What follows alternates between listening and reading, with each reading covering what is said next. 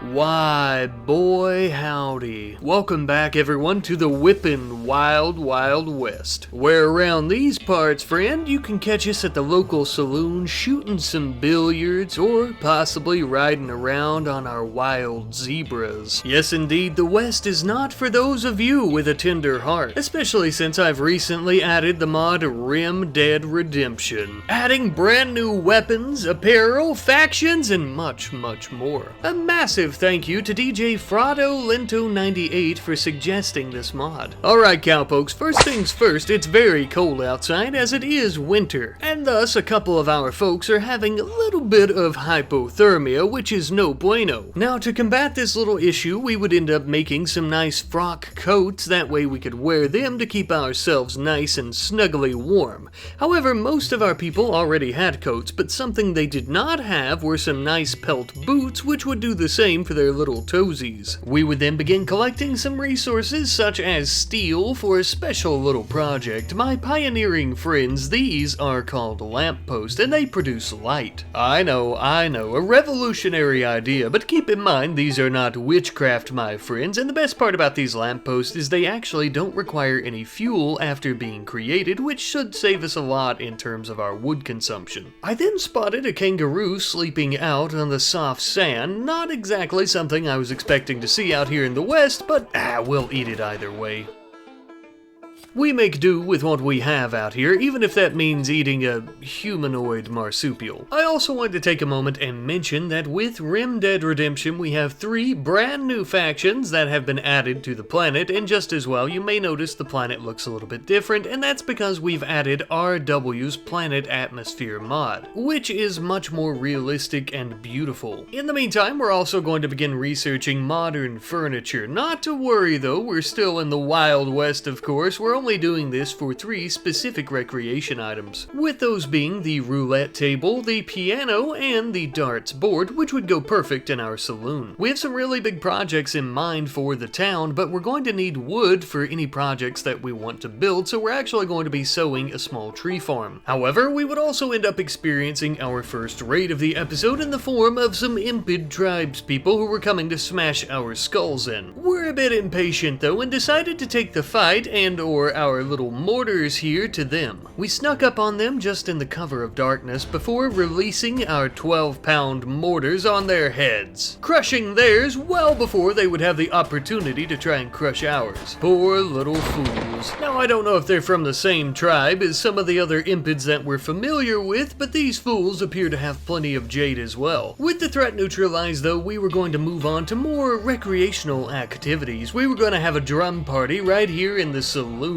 baby. We were banging on the drums, riding our zebras all over the damn place, and Theo was shaking that rumpa-bum-bum. As you might imagine, it turned out to be pretty darn fun, giving everyone a mood buff, which they're gonna need as they're working their fingers to the bone planting more trees. We then got into contact with some settlers who were asking us to take out a nearby bandit camp. In exchange, they would actually give us a masterwork musket and we could take anything we liked from the bandits. We of course accepted this offer, as we were probably going to take them out either way. We began making our way down there, and after arriving, we were none too impressed with this teeny tiny base and its piss poor bandits. It's about damn time we rocked their socks for them. We were the first to fire, giving us the advantage over the bandits, though they did have some ample opportunities for cover as they were hiding behind trees in the forest and ancient structures. We did our best to flush them out from behind cover, which almost ended up being a bit of a mistake as our newest impid companion was quickly down. But after that, everyone else rushed in and killed a fellow bandit, making the other one flee, who unfortunately got away. After that, we would have to begin fighting some fires that were started by, well, our impid companion to ensure that our ox cart wasn't burnt to a crisp. And then we were free to go throughout the bandit camp looking for any goods, but we only found a head wrap and that was about it. Nonetheless, we loaded the head wrap as well as some furniture from the camp up into our wagon and headed back home. To elaborate on that a little further, the furniture would be deconstructed for wood. We had stopped in at a local tribe to sell the head wrap as well as the bandits' weapons. We ended up using the wood from the furniture to quickly build a pretty little basket to store all of our vodka, beer, and any other alcoholic beverages in our saloon. I also wanted to mention that the settlers had stopped in at our town and dropped off the musket that they were going to give us as payment for killing the bandits. It had some very interesting artwork that was apparently an engraving of cooks playing roulette. Okay. A little bit of time later though, and we began expanding the camp section of our town with some new tents as well as the proper amenities to go along with them. That way anybody using them will be quite happy. They were a good temporary alternative to our cabins while we're waiting to stockpile more wood and also using what we have to build cabins. Late into the evening though, I noticed that Jim Bob here was having some insane ramblings, no doubt caused by that damn golden cube. Theo would finish his extensive research into modern furniture, now allowing us to create the recreational items that we discussed earlier. Now, along with these, I've also built a beautiful cloth rug. Obviously, this makes the place look much better and is from the Gloomy Furniture mod that I have added to the mod list in a video description. As we continue this series, I'm just going to keep adding them to the same list, so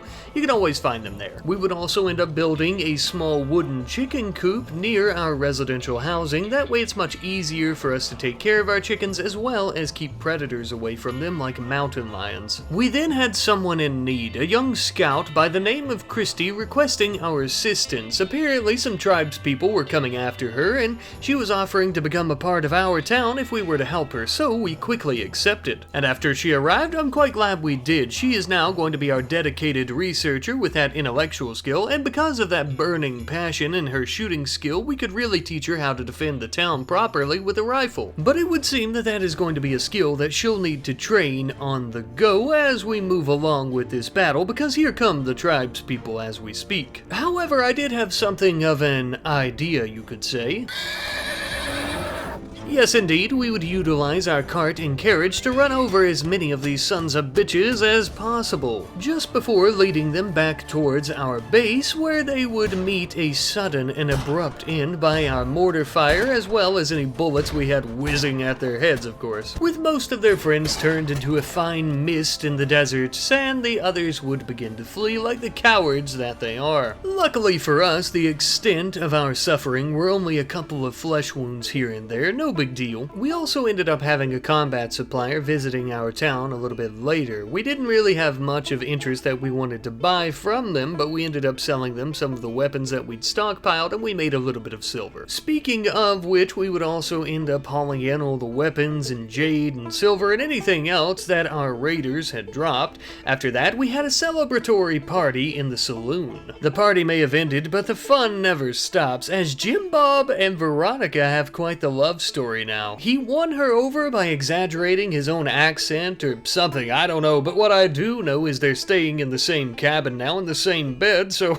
you tell me. But with that, my friends, it is now day 125. Ah yes, a quarter of the way there, but unfortunately we have a boss battle to deal with. She may look a little bit familiar to you as she was the boss in our previous episode as well, and she's also the sister of Duin. She's the other half of the Jade siblings, with one hell of a bow, as well as her entourage of Jade warriors, of course. Though tough as nails, even the strongest minerals such as Jade succumb to heavy pressure eventually. Sadly, this would be true for the Jade sister as well.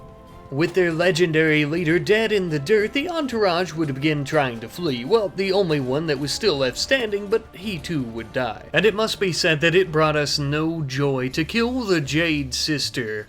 Well, maybe a little bit, but everyone except for her brother, that is. Something else that brought us great joy was capturing one of her entourage members that is not unwaveringly loyal, so we will be able to recruit them as well. And even though we absolutely hated her, we would allow Duin to bury his dead sister next to our colonist. Only and simply because we respect him. In the meantime, Theo here had a really nasty, bubbling infection in his left leg, but thankfully he would develop develop an immunity, hence why I hadn't mentioned it previously. Now, by this point, we had managed to accumulate a good abundance of items, as well as a couple of zebra foals that we didn't really feel like trying to feed, so we were going to take them out to a local tribe and begin selling them as well as our items. These tribespeople had a very interesting book called Nocio Undeath. It seems to be some type of fantasy book, although it is stated to be a true account of some type of cult escapee investigating a giant pit in the ground with some type of fleshy creatures.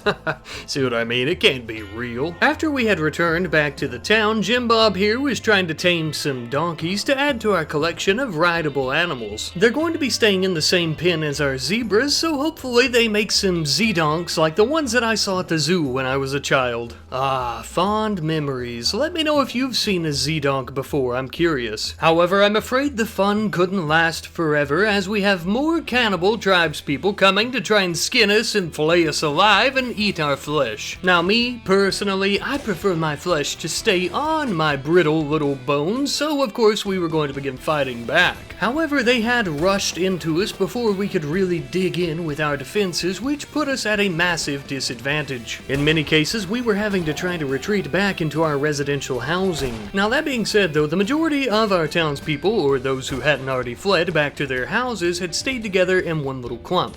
What we were doing here is trying to lead our enemies around the bend and keep our distance from them as we shot at them. Eventually, this seemed to have worked. As the remaining cannibals attempted to flee the area, we would descend upon them like righteous angels, killing those who we could. And it would once again seem that we've lucked out. Though many of our people were injured with several wounds, nobody ended up dying. Now that we've ensured that we are safe and sound, we would also need to make sure that the town's economy is also safe and sound, so we ended up building a granite bank. Double-walled, of course, for that extra measure of security, also with 4 complementary steel safes to ensure that our silver is properly secured. However, this will take a while, so in the meantime, we're going to do a bit of charity work. We had some beggars who had entered our town requesting some herbal medicine for a compadre of theirs that was severely injured on the road, so we did happily oblige, as we're not monsters. Who knows, someday they may even return the favor. A little bit of time later though, and the leader of a nearby frontier town has told us about a legendary bear in the area. Supposedly they've issued this challenge to us to try and kill the beast in exchange for some goodwill to them, just simply as a little fun challenge. It's what they're saying, but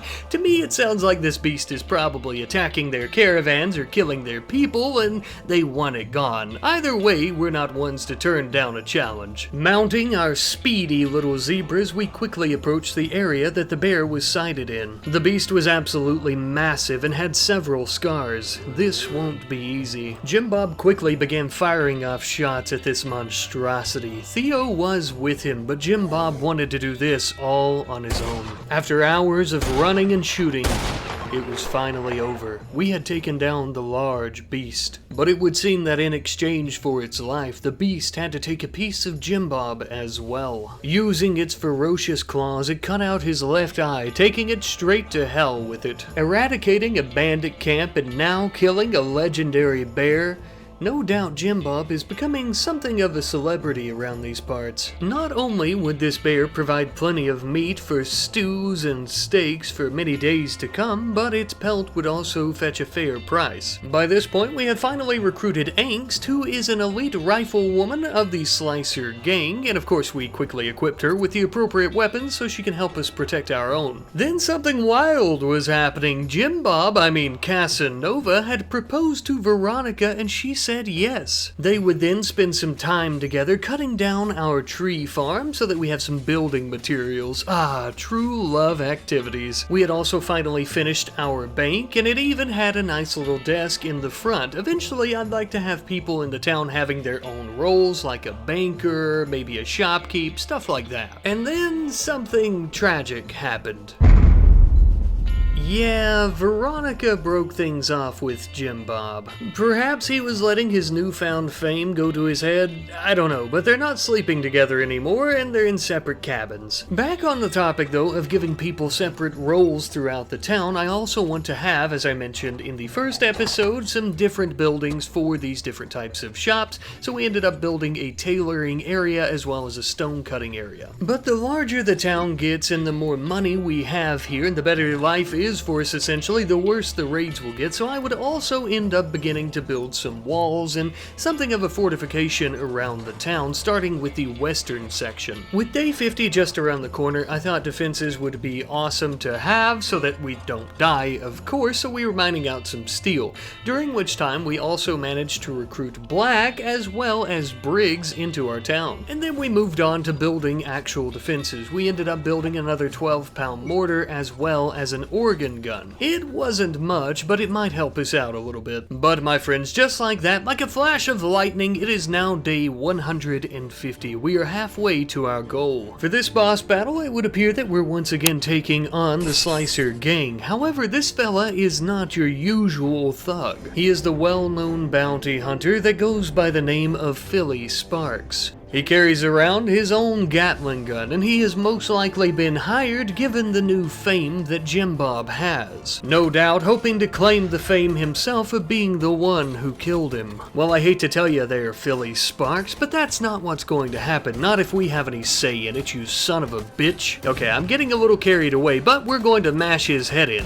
We were pinned down for a hot moment by the Gatling gun, and we couldn't really move, but eventually, we got the upper hand. Now that the bounty hunter and his Gatling gun were out of the picture, we could chase down those remaining Slicer gang thugs and finish them off as well. Ah, Philly Sparks, you've decided to side with evil, you poor dumb fool.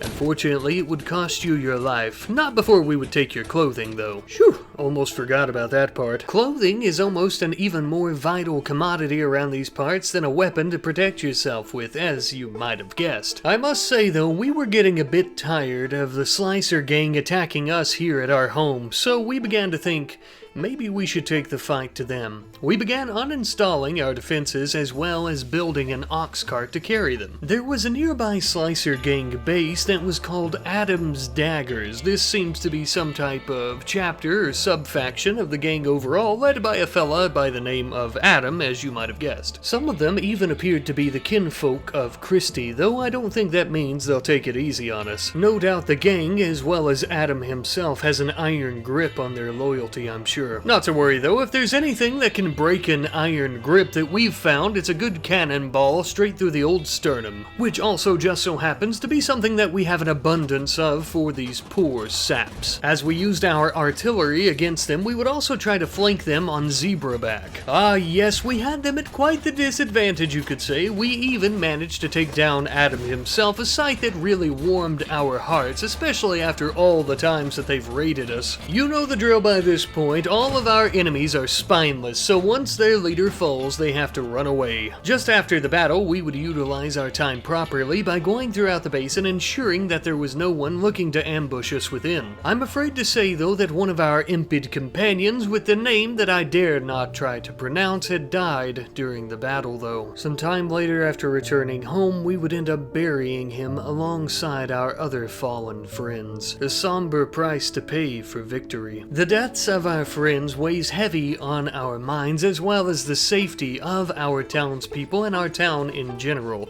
So, of course, we would begin working on more walls, this time towards the southern section of the town. We've also had Briggs working on a special little project that he actually finally completed. This is a Parisian eye, which Angst would install in Jim Bob's left eye socket. Now, I do need to get a mod so that we can see this bougie eye in all its glory, but it's essentially a beautiful prosthetic which actually increases his social impact, and personally I also think that it goes quite well with his new renowned status. Now that Briggs has finally finished his extensive work on Jim Bob's eye, I would actually have him work on more of a community project now. He's creating some bulletproof waistcoats. As you might imagine, these will protect everyone with some ample protection from bullets, but only in the torso area. If we get shot in the head or our our limbs, it's not going to be great. We would also begin trying to improve the quality of life for all of our townsfolk, such as by building this cottage fireplace in our saloon so everybody can stay nice and toasty warm during the wintertime. And then Jim Bob and Veronica were having something of an ex-lover's quarrel and decided to solve it with a fist fight.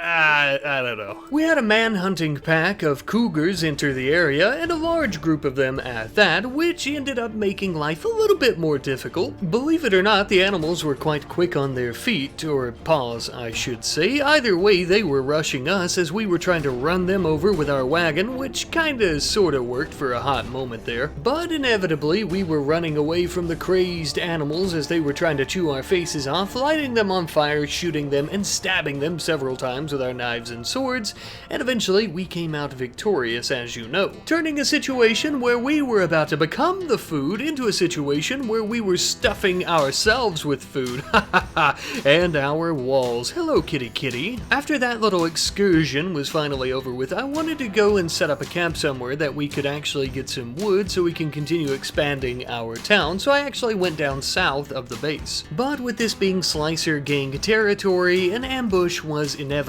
Now, if this were day 75, it'd be the perfect time for a lone boss battle where this person would get their own little graphic on the screen and I would say something fancy about them, but we decided to just kind of run her over with the wagon until she was dead instead. Well, that definitely made things much easier. After that, we would finally arrive at our designated camping spot, and we parked our wagons and immediately began getting everything out of them, such as our tents. However, I don't think we would really end up needing these. I just packed them just in case we'd be here for a while, but thanks to the great plant skill of Jim Bob and Veronica, it wouldn't take very long at all to get all these trees cut down. I also realize now how weird it was to send the two of them. Maybe I'm trying to get them back together. We would end up arriving back home shortly thereafter, dropping off all of our logs right in the middle of town square, sort of. Well, either way, all the wood that we had harvested out in the forest, along with all the wood that we already had, and what we were getting from our fiber corn fields would be perfect for building the remaining section of our wall around the town. But just like clockwork, before we could finish our wall completely, we were now being attacked by those Jade worshipping impids. I will say that these impids always fight with a fiery sensation in their bellies, and it is quite impressive to an extent. However, with our superior weapons bouncing a few bullets off those Jade masks and maybe even through them a time or two was child's play. I suppose they did start a cute little fire though that we had to put out before it burned down the whole damn town. One of them was also nice enough not to die out on the battlefield, that way we could take them into our courthouse and jail them and try to begin recruiting them. For the next little bit of time before day 175, excuse me because I think I've been saying 75 this entire time,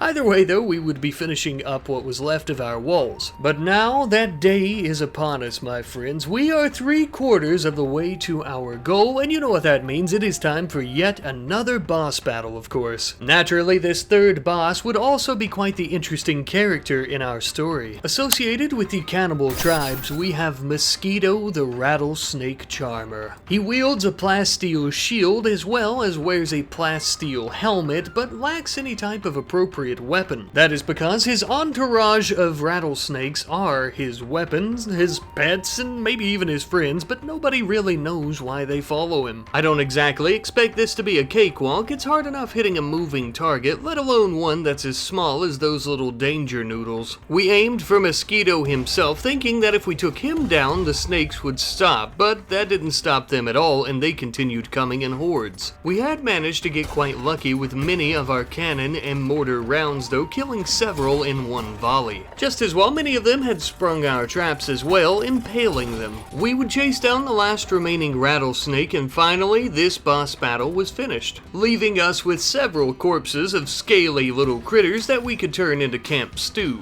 I believe I may have underestimated my own defenses for that boss battle. If we hadn't had our barricades and traps and all of our mortars and everything, we definitely would have suffered some losses there in normal circumstances. Some time later though, and we had realized that the cannibal tribes people actually had a hunting site not too far away away from the base. It would seem that they're supplementing their diets with animals. Human corpses must be few and far between these days. Jim Bob would ease the wagon in near the hunting site where they couldn't see us just before all of our townspeople jumped out and we began firing at these tribesmen. Now I could try to exaggerate and draw this out and pretend that this was quite a difficult battle, but I would be completely lying to you, because even when they got up close and personal, our bulletproof waistcoats seemed to save us. And other than some minor scratches and possibly a few flesh wounds or something along those lines, we were completely fine.